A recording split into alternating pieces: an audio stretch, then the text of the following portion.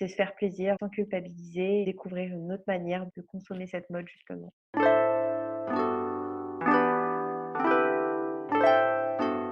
Bienvenue sur Qu'est-ce que la mode? Le podcast qui pose cette unique question et nous invite à de multiples discussions. Je m'appelle Elsie Pommier et je suis designer de l'individu. Cette émission est mon moyen d'étudier ce vêtement qui nous habille et j'en profite pour faire connaître les métiers qui font l'habit. Chaque lundi, retrouvez Audrey Millet, historienne, et moi-même pour un instant culture. Et les vendredis, une interview d'un acteur de la mode. Le podcast est disponible sur toutes les plateformes. Abonnez-vous pour rester informé et partagez votre avis. Habillé, habilleur, bonne écoute.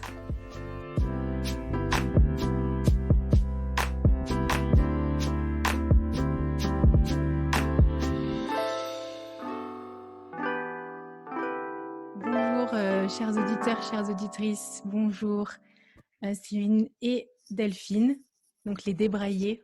Salut. Bonjour. On se retrouve entre lyonnaises et ça fait plaisir, comme je le disais tout à l'heure en off. On revient à la source, on revient aux origines. On est allé un peu partout depuis le début de ce podcast. On est parti même au Brésil, au Pérou, en Chine. Mais là, on fait un petit passage à Lyon et ça fait plaisir. Merci beaucoup d'avoir répondu présente, Cyrine et Delphine. Donc, je vous ai découvert il n'y a pas si longtemps, en fait. Puis, on s'est rencontrés entre les deux confinements. Un festival donc, qui s'appelle le Greener Festival avec The Greener Good qui se passe à Lyon et qui présente justement les démarches éthiques, éco-responsables. Vous étiez en pleine campagne Ulule à ce moment-là? Non, vous On n'allait pas tarder. à la lancer, hein, c'est ça? On n'allait pas tarder à commencer, ouais. Ouais, mais là, elle est terminée. Vous avez atteint Ouais. votre montant. Félicitations d'ailleurs, j'en profite de vous avoir de visu. Bah, merci beaucoup. Ouais, ça y est, on a atteint les 109% de notre objectif. Donc, Yes. c'est vraiment chouette parce que c'est quand même une période qui est assez prenante et c'est assez stressant de voir la cagnotte qui monte au fur et à mesure. Mais voilà, on est hyper ravis d'avoir pu atteindre l'objectif et du coup, on remercie tous les contributeurs et les contributrices qui ont permis que le projet puisse voir le jour. Ouais, ça veut dire qu'on y croit.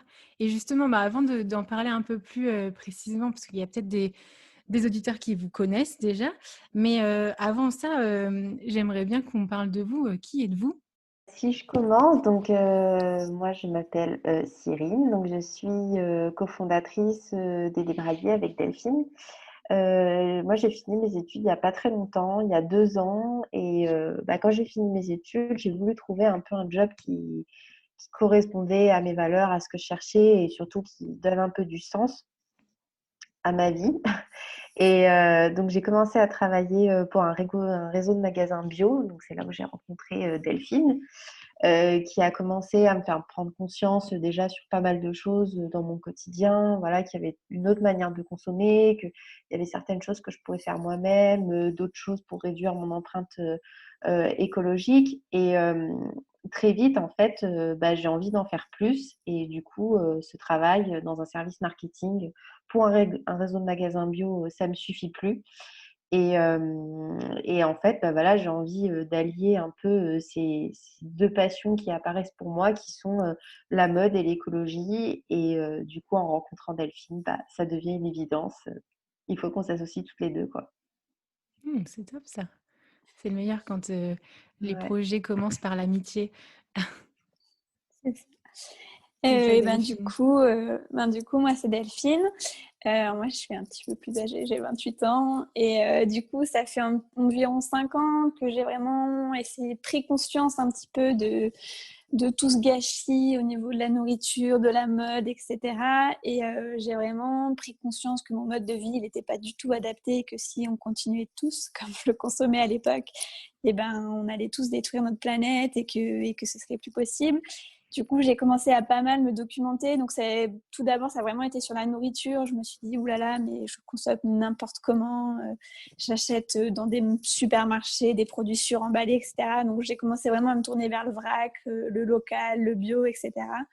Et c'est vraiment ce qui a été un petit peu le déclic. Parce qu'un jour, je me suis dit, OK, super, je commence à manger des choses plutôt saines, des choses gourmandes aussi, mais je m'habille n'importe comment, je consomme de la fast fashion, je sais même pas où sont faits ces vêtements, par qui, dans quelles conditions, etc.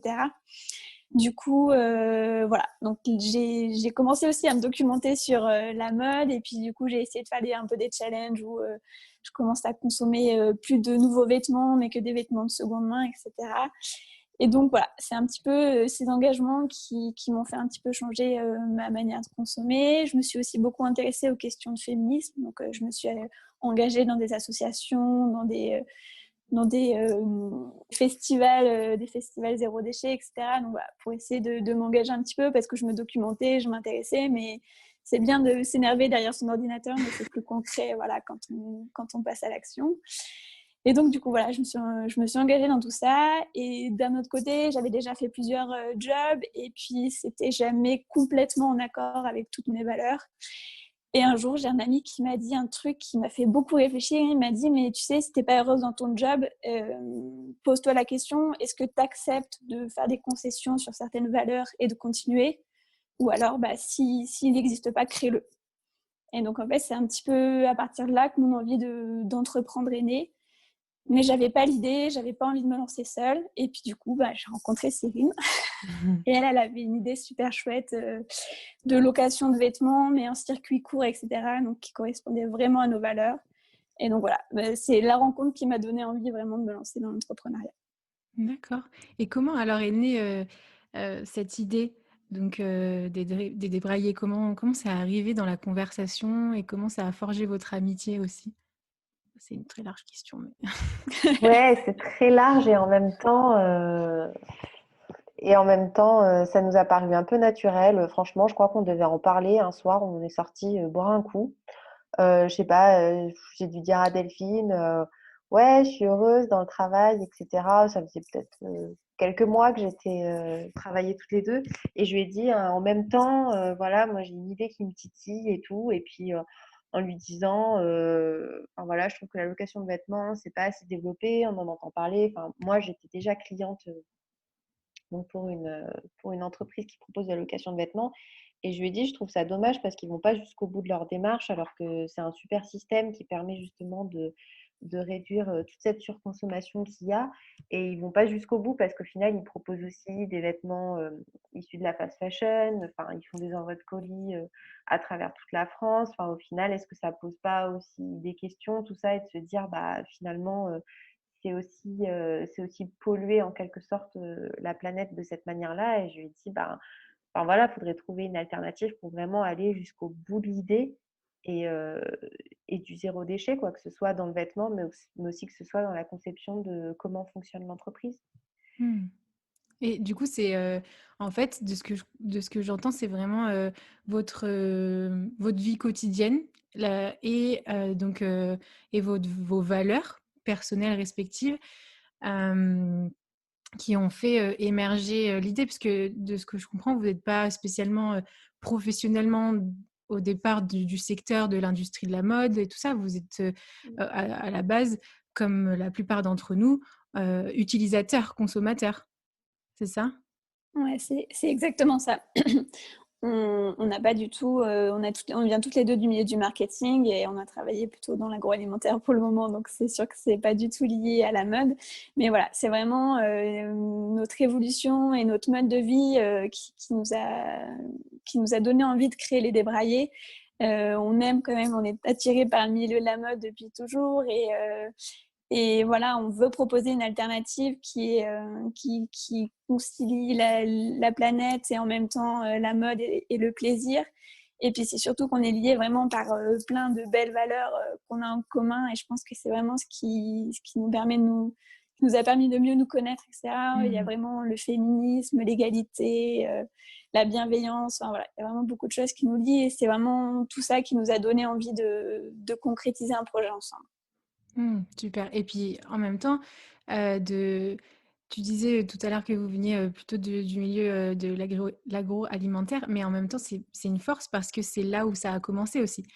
Dans la modification des mœurs en tant que consommateur, mais aussi dans le monde de l'industrie, enfin, des deux côtés, des côtés des producteurs comme du consommateur. Et donc, c'est bien, c'est une force aussi de se dire que ce monde est encore en cours de changement, cette partie-là de notre vie quotidienne. Et du coup, dans le milieu de la mode, donc l'habit, vous êtes en train d'être acteur et d'être actrice justement de ce changement-là. Et justement, alors ce changement, vous avez choisi cette démarche dont on n'en entend pas trop parler justement, la location de vêtements. Qu'est-ce que c'est déjà? Parce que franchement, comme tu disais, Cyrine, moi, ça me surprend déjà que tu disais que tu étais une cliente auparavant de ce genre de service. Ouais, voilà, c'est très peu commun, quoi, encore. Donc, c'est quoi? Eh ben, il s'agit de louer comme si tu allais louer une voiture ou du matériel pour le bricoler. En fait, c'est le même principe au lieu de l'acheter. Euh, donc, tu, euh, donc, tu payes, enfin, évidemment, mais tu payes un service du coup et tu payes plus vraiment la marchandise. Donc, c'est plutôt généralement sous forme d'abonnement où il y a un prix mensuel qui est établi et en contrepartie, donc tu choisis ou tu reçois des vêtements selon le système auquel tu adhères. Et donc, tu peux porter ces vêtements autant de temps que tu veux, ou alors parfois c'est limité, et sauf que derrière, bah, il faut les rendre pour en avoir de nouveaux ensuite.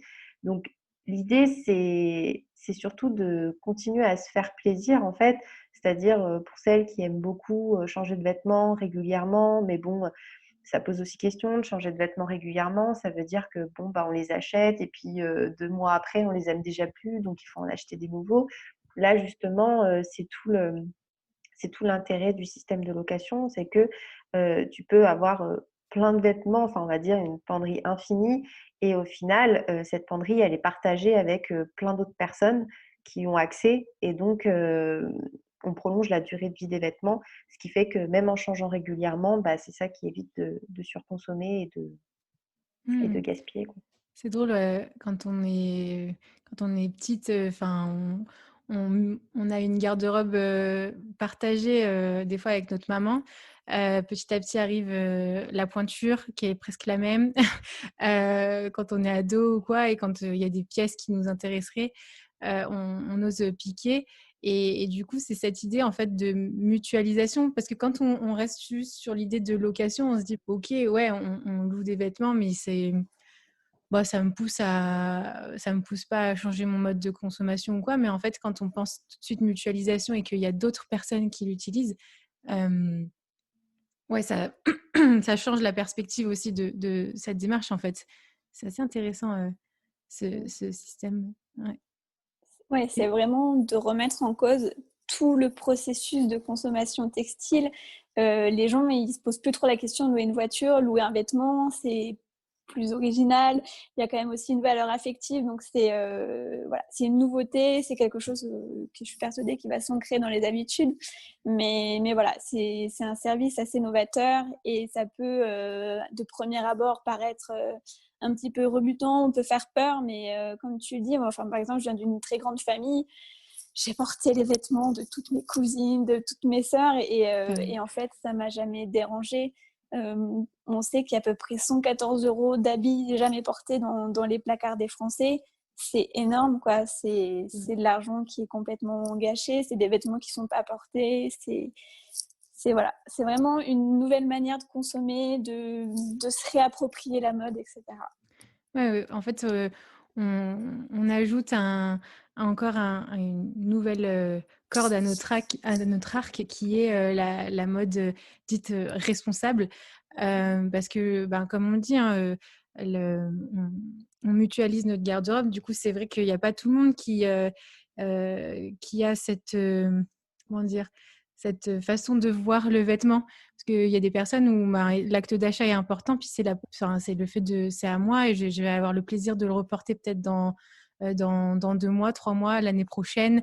Et il y a un rapport affectif, mais on n'est pas tous comme ça en fait. Et justement, il y a des personnes où ils sont dans cette idée de partage et heu, d'amusement aussi. C'est bien aussi. Enfin voilà, c'est l'idée de, on a le droit de s'amuser, on a le droit d'avoir du spontané, de pas s'ennuyer justement, ouais, Mmh. dans notre garde-robe sans, voilà, comment dire?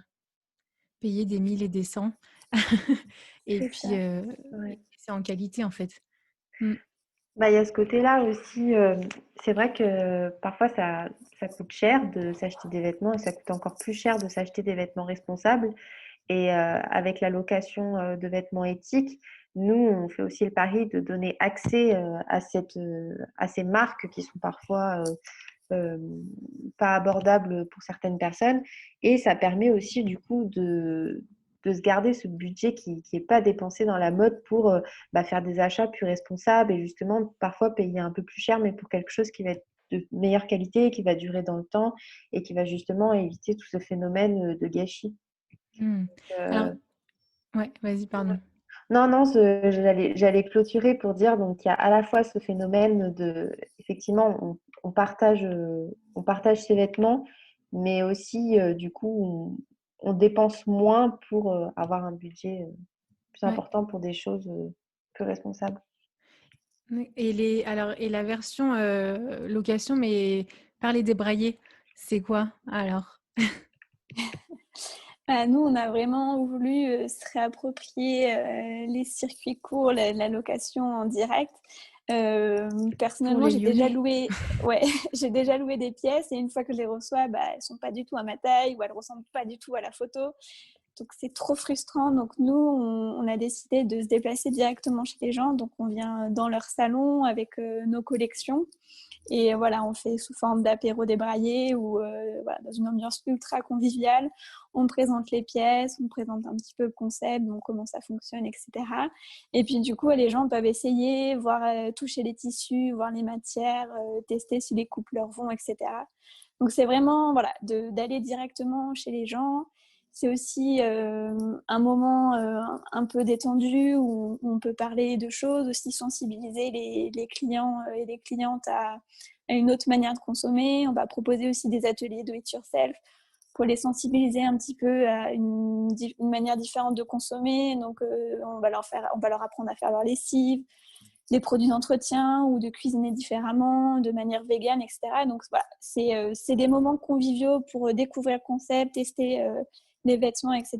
Mais aussi de sensibilisation. Et notre but, voilà, c'est vraiment de créer une communauté qui a vraiment envie de changer leur manière de consommer et de voir le vêtement, la mode, l'écologie, etc. Mmh. Le tout sans culpabiliser, enfin, sans faire Ouais. culpabiliser les gens parce que c'est pas un moyen de leur faire changer leurs habitudes. Enfin, au contraire, c'est hyper, frustrant et il y a certaines personnes que ça peut vraiment, freiner.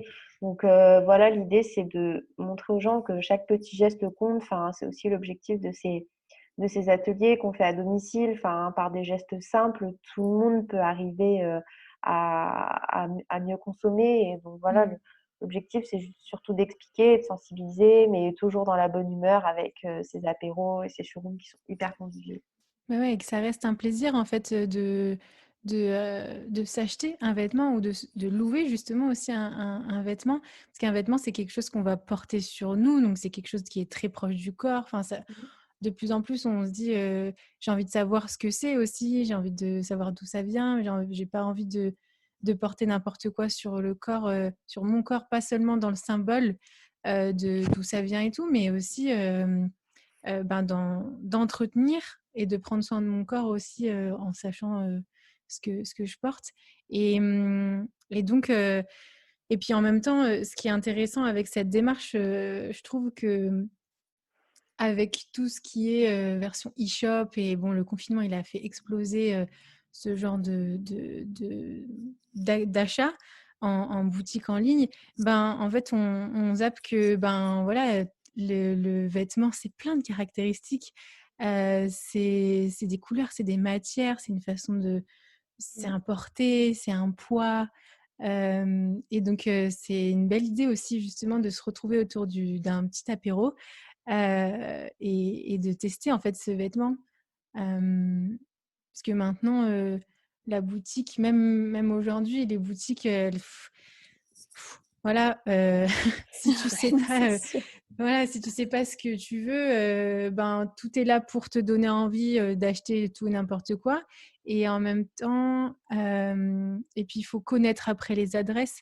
Bon, ce qui est cool, c'est que maintenant à Lyon, ce qui est cool, enfin, je fais vraiment ma pub de lyonnaise, hein, mais mais en fait, c'est que c'est assez grand pour être innovant et pour accueillir toujours des nouvelles idées, et assez petit pour se connaître les uns les autres. Ben, comme toutes les trois, voilà, on a pu, on était pourtant à un festival, enfin, il y avait quand même pas mal de monde et tout, mais on a pu se retrouver, converser facilement et, et s'encourager les uns les autres. Enfin, c'est ça qui est top.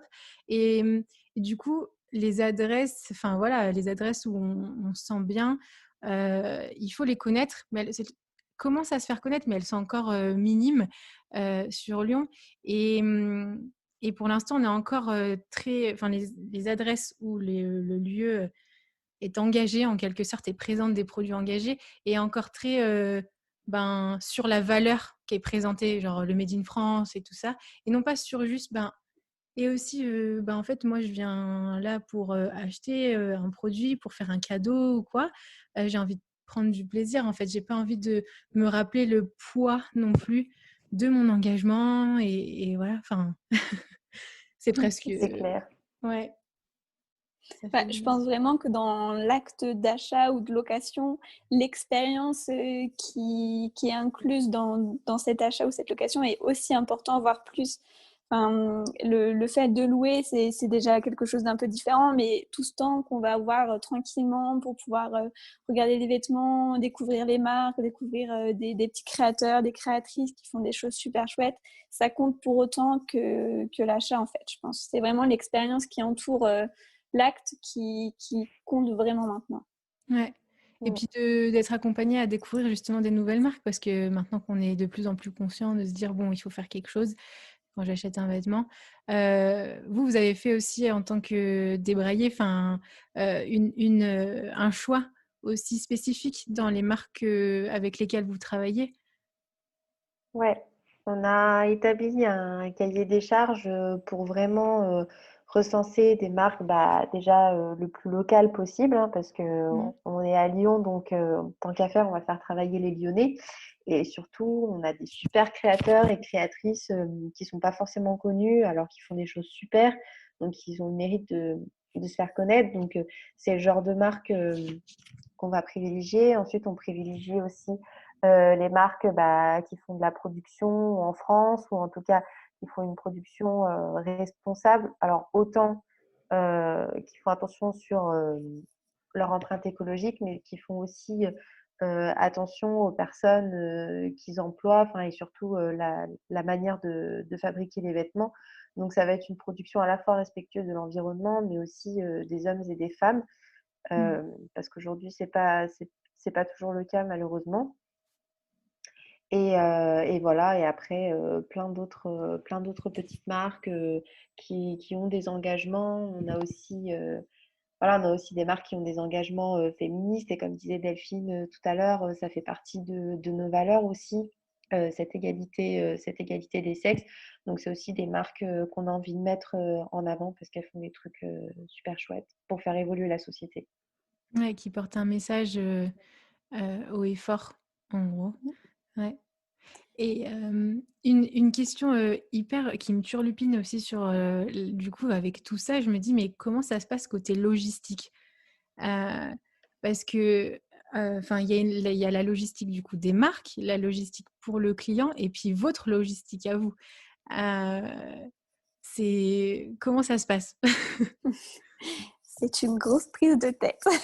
On y En bref. a, ouais, on a passé vraiment beaucoup de temps à réfléchir, et on a fait développer en fait un outil spécifique pour nous, parce que la location ça n'existe pas, enfin c'est pas encore très développé, donc il n'y a pas d'outil clé en main qui existe. Mais voilà, Oui. alors c'est vrai, on a passé beaucoup d'heures à réfléchir. On se réveille en plein milieu de la nuit en disant: «Ah, j'ai trouvé une idée».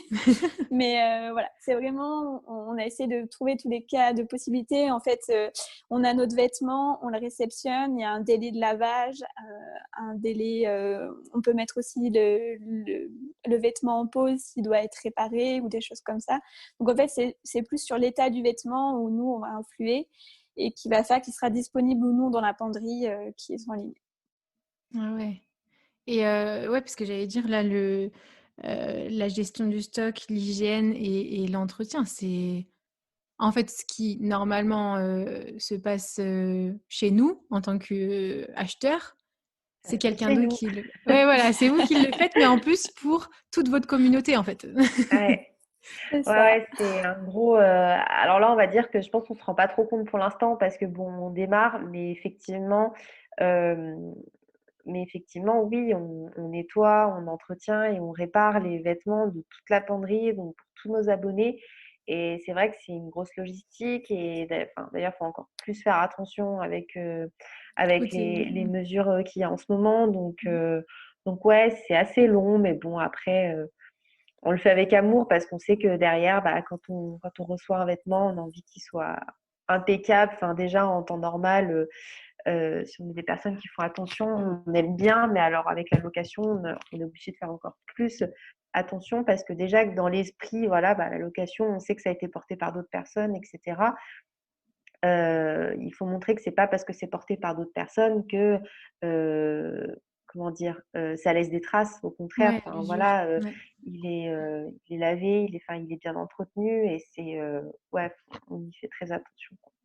Ouais, ouais, le collectif, bah, en fait, le collectif, avoir quelque chose, en communauté ou, en commun, ça peut accélérer, l'usure, mais justement si en même temps, ça peut, justement, démultiplier l'entretien aussi. C'est ça qui est intéressant. Tout de suite, on voit le côté négatif en premier, mais en même temps, il y a beaucoup d'apports. Cette mutualisation de l'entretien, l'hygiène, ça veut dire qu'on va faire plus attention. Les personnes qui vont s'adresser à vous, qui vont utiliser votre service, c'est des personnes aussi qui ont une démarche responsable. Et la responsabilité, c'est pas juste de s'engager en se disant bon moi j'utilise la location de vêtements pour me déculpabiliser. Mais en fait non, c'est justement quelque chose euh, d'investir, un engagement intentionnel, si je puis dire. Ouais. Ouais, c'est complètement ça. C'est le fait de faire la location, c'est un vrai engagement. Donc il y a peu de gens qui vont le faire dans une optique de rendre en mauvais état les pièces ou etc. Enfin, c'est vraiment un public qui a déjà été sensibilisé ou qui veut s'engager pour une cause. Donc c'est sûr qu'on aura sûrement moins de problèmes. Après aussi, dans notre sélection de vêtements, on a quand même fait attention à, par exemple, prendre peu de couleurs très claires parce qu'on sait que c'est des couleurs qui se tachent plus facilement ou qui sont plus dures à l'entretien. On a vraiment aussi sélectionné dans tous nos vêtements des pièces qui sont facilement lavables ou qui sont pratiques pour la location. Enfin voilà, on a choisi des matières qui ont besoin de peut-être un peu moins de repassage. Et voilà, Mmh. on a aussi fait attention dans notre sélection à cette problématique liée à la location.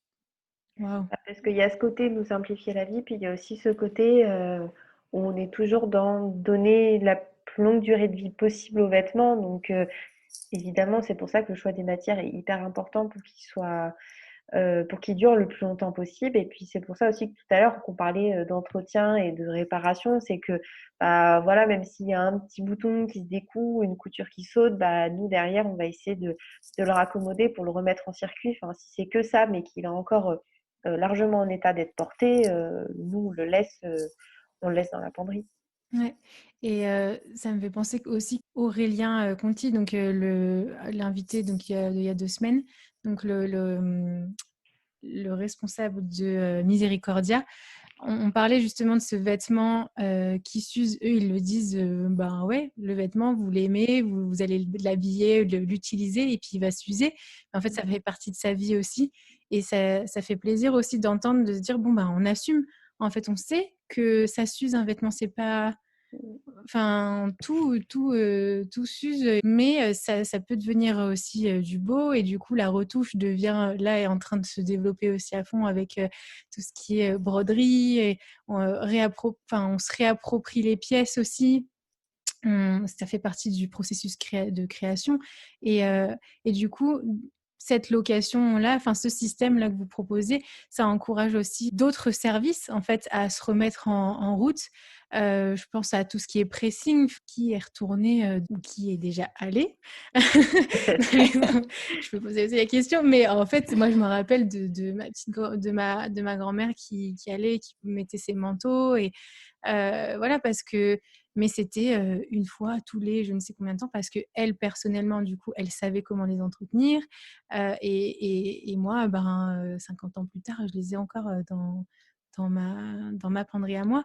Et c'est top parce que du coup, vous proposez la location. Et en même temps, ça encourage justement d'autres métiers, d'autres savoir-faire aussi derrière. C'est pas autosuffisant non plus, en fait. Non, non, bien sûr, on a des partenariats un peu avec tout le monde, enfin même au niveau du vêtement, une fois qu'il est usé et qu'il peut plus être porté, on s'est posé la question aussi, qu'est-ce qu'on en fait une fois qu'il est en fin de vie? Ouais. Donc pareil, on en a discuté avec un bon nombre de marques avec qui on travaille et qui sont hyper intéressés pour les récupérer, faire de l'upcycling, pour recréer encore des nouvelles choses derrière, toujours dans cette logique de réutiliser au maximum les matériaux existants et ne pas se jeter, quoi. Donc ouais, c'est plein de partenariats. Enfin, pareil pour le pressing. Bon, pour l'instant, ça va se faire en interne, mais, euh, mais oui, oui, enfin, il y a, il y a plein de choses à développer. Hmm. Ouais. Non, c'est vraiment top de voir cette mutualisation, ce travail collectif, en fait, pour l'entretien, pour la beauté d'un vêtement, et de le partager, en fait. Et l'entretien, ça fait beaucoup, quoi. Vraiment. Même repasser. Qui a appris à repasser? Moi, je me souviens. Alors Avec moi, différents... j'évite de repasser au Ah maximum. ouais, maintenant qu'on a le choix. Hein. Ouais. c'est sûr qu'il y a, enfin, nos parents, ils ont tous appris, bon, en plus les mères, mais ça serait d'autant, je pense que ça serait important d'apprendre à l'école pour tout le monde, genre juste à repriser une chaussette trouée ou Mm. recoudre un bouton, c'est pas inné, enfin, ça s'apprend et c'est des choses qui sont tellement banales, mais en vrai, c'est ultra important et on sait plus faire. Et par contre, c'est chouette toute cette remobilisation autour de la broderie, de la couture, etc. Avant, c'était un peu la honte de dire je fais de la broderie. Maintenant, c'est devenu, on s'est réapproprié tous ces vieux métiers et tous ces vieilles manières de faire pour en faire des choses hyper chouettes et hyper modernes. Et c'est trop bien de voir que c'est évolue dans le bon sens et qu'on arrête de jeter tout à tort et à travers. Tu disais tout à l'heure, Delphine, que tu venais d'une grande famille et que tu portais les vêtements. Moi, c'était la même chose. J'ai porté, alors, je suis la dernière des cousines, donc j'ai porté plein de vêtements de mes cousins comme de mes cousines. Mais c'était aussi surtout pour tout ce qui était événements, c'est-à-dire les vêtements de saison, genre les combinaisons de ski et tout ça. Donc ça, c'était super pratique. Mais c'était pas ça que je voulais dire. Je me suis perdue. On disait pas qu'on avait honte, Ouais, t'es pas mais loin. voilà, mais on criait pas sur les toits que c'était celui de mon grand frère, quoi. Ouais, c'est Euh, ça. et, et en fait, c'est bizarre parce que cette, euh, cette, cette espèce de sentiment là, de honte, en fait, de pas avoir du neuf ou je ne sais quoi. C'était nous en fait enfin en tout cas moi j'ai jamais eu de remarques en fait, parce que quand même j'avais pas, c'est vrai, j'avais pas des vêtements troués et tout. Quand on nous donnait, on se respectait les uns les autres quand même, on nous donnait pas Ouais. voilà, mais c'était déjà quand même utilisé, enfin ça, il y avait des petites traces d'usure, mais voilà. Et en fait, c'était moi qui me culpabilisais toute seule de ne pas avoir du neuf ou quoi. Pourtant, je ne suis pas du tout d'une famille qui a poussé à avoir des marques et tout ça. Mais c'est dingue comme, en fait, du coup, la notion d'image qu'on a des uns des autres a vraiment évolué, en fait. Et ouais, je sais pas si vous avez des expériences ou même cette notion d'image, ce que comment ça vous parle peut-être. Bah, je pense que, enfin, en vrai, on se fait des idées tout seul parce que nous, on sait que ce qu'on porte, ça a déjà été porté, que c'est de la seconde main, etc. Mais comme tu dis, personne t'a jamais fait la remarque parce qu'en fait, enfin, ça se voit pas de l'extérieur. Toi, tu le sais, mais les autres en face de toi, ils le savent pas. Enfin, moi, je sais que ça m'a jamais posé souci. J'ai déjà porté aussi des vêtements de mes cousines. Bon, j'ai qu'un grand frère, mais non, ses vêtements étaient toujours trop grands, donc j'ai pas pu les mettre. Mais mes cousines, c'est souvent arrivé et ça m'a jamais dérangé parce qu'en fait, j'ai toujours préféré finalement l'usage à la possession, c'est-à-dire que j'ai toujours été dans ce truc de plus avoir plein de vêtements différents, pouvoir jouer justement. Enfin, ouais, voilà, moi je suis une grande fan hein, de pouvoir faire des looks différents tous les jours, etc. Et du coup, ça m'a jamais posé problème que les choses ne m'appartiennent pas du moment que je pouvais les utiliser à ma guise, quoi. Mmh. Ouais. Bon, moi, je suis la dernière de la famille. Enfin, j'ai encore une petite sœur, mais je suis dans les dernières des cousines et tout. Donc, j'avoue que c'était un petit peu ma frustration d'enfance de prendre tous les vêtements de tout le monde. Mais en fait, au final, quand j'y repense, c'était plus parce que mes copines, elles avaient les derniers petits trucs à la mode et que je me disais, ouais, je les veux trop.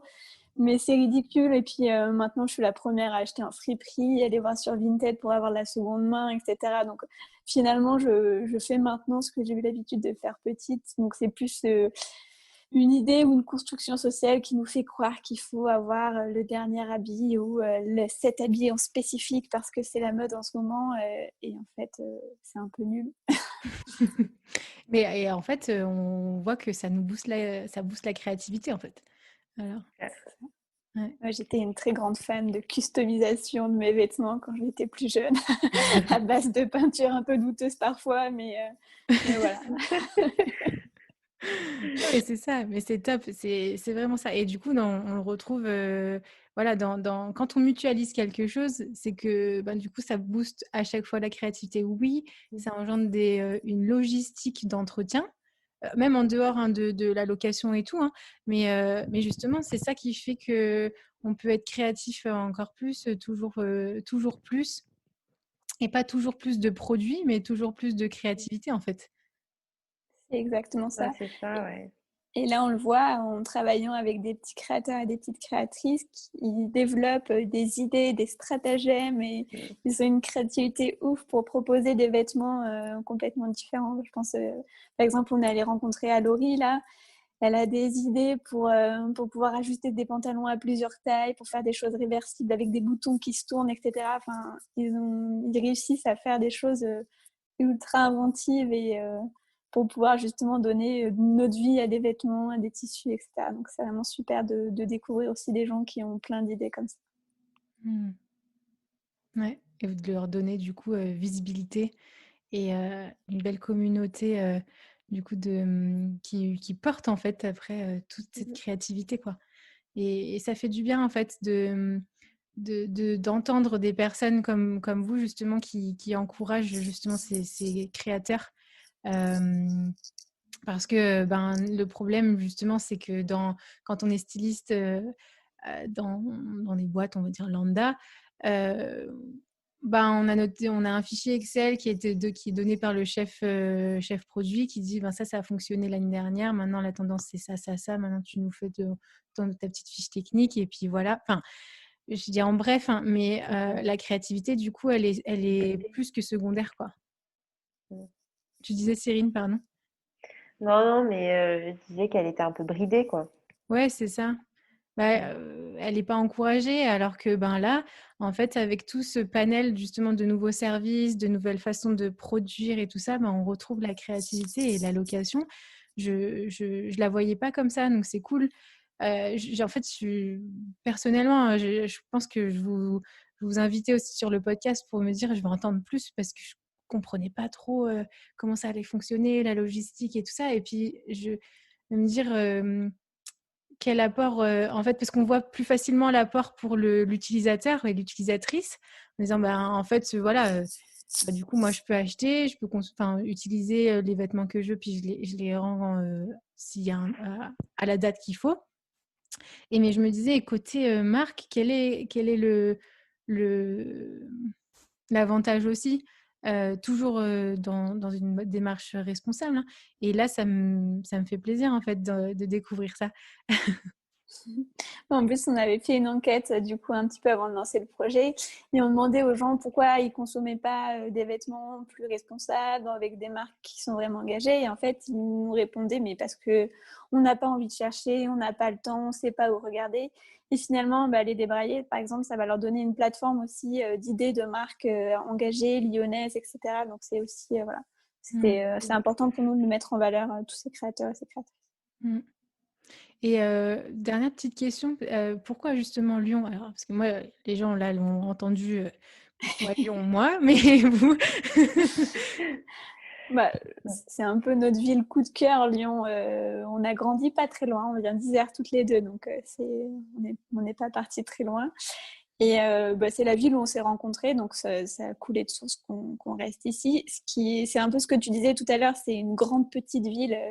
Elle est grande parce que c'est quand même la troisième plus grande ville de France, mais elle est assez petite quand on y vit. Enfin, on peut la traverser facilement en vélo. Tout est accessible, il y a beaucoup de transports en commun, donc c'est une ville qui est plutôt chouette pour ça. Enfin, à Paris, voilà, les gens ne sortent pas de leur arrondissement. À Lyon, c'est normal d'aller dans tous les arrondissements, quoi. Ouais, non, c'est top. Merci en tout cas. Je sais pas s'il y avait d'autres choses auxquelles vous aviez pensé que vous vouliez partager aussi. Juste que vraiment, la mode, c'est vraiment super chouette et qu'il faut vraiment déconstruire toutes ces normes sociales, des corps parfaits, des corps lissés, sans vergetures, etc. Ça n'existe pas, c'est retouché. Et qu'il faut vraiment arrêter de croire à toutes ces injonctions. Les rayures, c'est pas pour les petites, ou oh là là, t'es un peu ronde, porte du noir. Enfin, vraiment, pour nous, la mode, c'est vraiment de se détacher de toutes ces injonctions, de rendre la mode accessible, la réinventer, s'en emparer. Enfin, voilà, c'est vraiment notre leitmotiv à toutes les deux. Le qu'est-ce que la mode des débraillés. Donc, C'est ça. C'est ça, ouais. C'est une mode déjà avant tout libre. Enfin, on part du principe que la mode, enfin, ça veut tout dire et rien dire, hein. Il y en a qui disent que c'est quelque chose d'éphémère. Nous, au contraire, on pense que c'est quelque chose qu'il faut s'approprier. Chacun a sa propre mode, sa manière de voir les choses. C'est une manière de s'exprimer. Enfin, c'est important de se sentir bien dans ses vêtements. Ça reflète tous les jours ce qu'on est, notre personnalité. Donc, ouais, chez les débraillés, on encourage les gens à porter ce qu'ils veulent, à les porter pour eux, pas pas pour le regard des autres. Et puis, c'est se faire plaisir sans culpabiliser et découvrir une autre manière de consommer cette mode, justement. en restant créatif, en fait. Du coup, c'est ça, hein. C'est ça. C'est top. Ce sera le mot-clé des débraillés sur cet épisode. La créativité pour les marques, pour ceux qui Les louent. utilisateurs, ouais. Ouais, les utilisateurs, les utilisatrices. Et puis pour vous-même aussi, ça vous rend créatif aussi dans tout cet entretien, découvrir des nouvelles recettes de lessive. Non, mais c'est top. Franchement, bravo en tout cas d'avoir osé et d'oser plutôt l'entrepreneuriat, de vous investir dans le paysage lyonnais.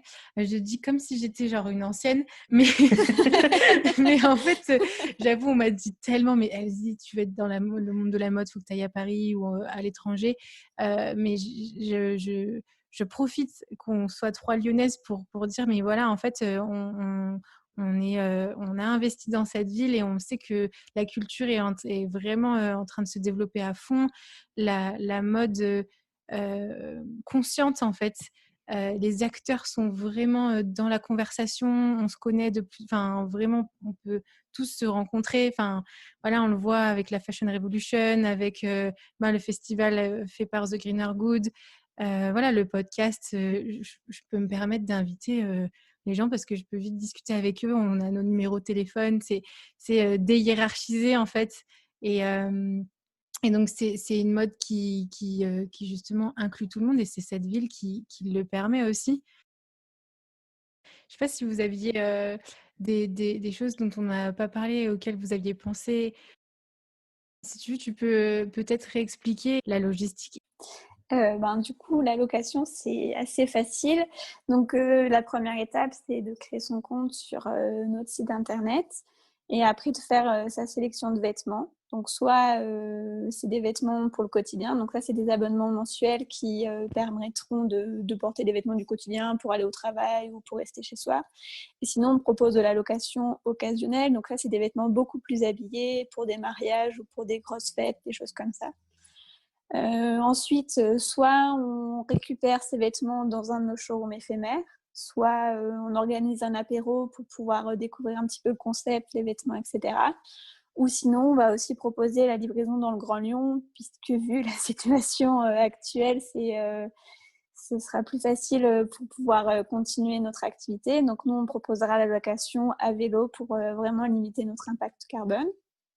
Et donc après, vous pouvez porter les vêtements comme vous voulez, autant de fois que vous voulez, etc. Et puis après, il suffit de les ramener et de recommencer autant de fois que vous voulez. Donc c'est vraiment le concept d'avoir une penderie à l'infini. Et petite question, juste, j'ai oublié, mais les tailles aussi, comment ça se passe, le panel de taille? Ça a dû être galère. Ah ouais, alors notre objectif, c'est quand même d'être les plus inclusifs possible. Donc, on souhaiterait proposer des tailles allant du 32 au 48. Après, on va pas se mentir, là, on démarre. Donc, on n'a pas un budget infini pour avoir toutes les tailles. Donc, en fonction du rapport qui sort chaque année, qui montre la répartition des tailles, bon, c'est toujours des moyennes, donc c'est toujours approximatif, mais ça nous donne une idée pour ça. Enfin, par exemple, on sait que voilà, il y a beaucoup plus de femmes qui font du 40 que du 36, donc tout de suite, on va proposer Mmh. peut-être un peu plus de taille en 40 qu'en 36. Mais avec l'évolution de l'entreprise, on espère vraiment avoir un large éventail de tailles. Enfin, ça fait aussi partie de nos valeurs et des personnes qui, parfois, justement, se tournent vers la location parce qu'elles ont du mal à trouver leur taille dans les Exact. enseignes de prêt-à-porter classiques, qu'elles fassent des petites tailles ou des grandes tailles. Donc là aussi, c'est de leur dire, de leur donner du choix et que ces personnes-là aussi, elles prennent du plaisir à s'habiller et à Mmh. trouver ce qu'elles aiment, ce qui leur correspond. C'est un appel à la créativité aussi, du coup, pour les indépendants ou ceux qui veulent développer une marque. Voilà, il y a un bon paquet de personnes qui qui ne trouvent pas leur bonheur, malheureusement, avec pourtant cette quantité adorable que certaines marques nous proposent, parce qu'elles s'adressent justement toujours à la même typologie de personnes. Donc, ouais, donc c'est top. Ça, de nouveau, vous allez encourager justement la créativité et toquer, enfin voilà, à la porte de ces créateurs en disant mais en fait on a cette demande et enfin vous allez être des catalyseurs presque peut-être, j'espère en tout cas pour vous. On Euh, espère aussi. voilà, ces catalyseurs de demande auprès enfin, du consommateur et ce lien entre les marques, les créateurs et puis l'utilisateur, l'utilisatrice, quoi, c'est top. Et du coup, la suite pour vous, alors, qu'est-ce que c'est? Du coup, là, on est à fond sur notre site internet pour donc le terminer, pour pouvoir à la fois donner la possibilité à ceux qui ont précommandé un abonnement donc avec notre campagne Ulule, qu'ils puissent l'activer, et aussi à ceux qui n'ont pas précommandé d'abonnement, mais qui aimeraient bien commencer à louer leurs vêtements. Donc là, il faut qu'on finisse notre site du coup. Enfin, là, il est public, il est actif. Mais il n'y a pas encore la possibilité de se créer un compte et d'aller jusqu'au bout donc pour prendre un abonnement. Donc, c'est sur cette partie qu'on travaille. Et ensuite, dès qu'il sera sorti, donc tout le monde pourra louer ses vêtements. Et à côté de ça, donc normalement, on va mettre en place un showroom très très vite pour le mois de décembre. Donc pareil, pour venir essayer ses vêtements, prendre son abonnement. Les apéros, ce sera pas pour tout de suite malheureusement, mais on espère pouvoir en faire très très vite parce que c'est quand même le côté le plus sympa de notre concept et c'est ce que tout le monde attend quand on en parle. Donc on espère que les conditions sanitaires nous permettront bientôt. Ouais. Mais ça va se faire, tout ça, avec la culture lyonnaise, là. Je crois qu'on Mmh. est tellement en manque. C'est clair. Voilà. c'est top. Bon courage pour la suite et pour cette nouvelle étape. Ulule est passé. Coup de pression en moins, mais il y en a d'autres qui arrivent. Mais c'est la vie d'entrepreneur et vraiment, en tant que aussi moi-même actrice dans ce milieu et active sur Lyon, voilà, je suis là et on s'encouragera quoi qu'il se passe. Et puis, je le dis aussi aux autres entrepreneurs qui seraient sur la région lyonnaise, n'hésitons pas voilà, à converser, à discuter parce que voilà, c'est la naissance, par exemple, des débraillés. Voilà, vous l'avez dit au début de l'épisode. C'est par l'amitié, la conversation qu'il y a des belles idées qui se font. Donc, profitons-en. Merci en tout cas d'avoir témoigné de ça, Delphine et Cyrine. Et voilà, n'hésitez pas. Avec plaisir. Et je mettrai dans la description de l'épisode donc le lien du site internet et de votre Instagram.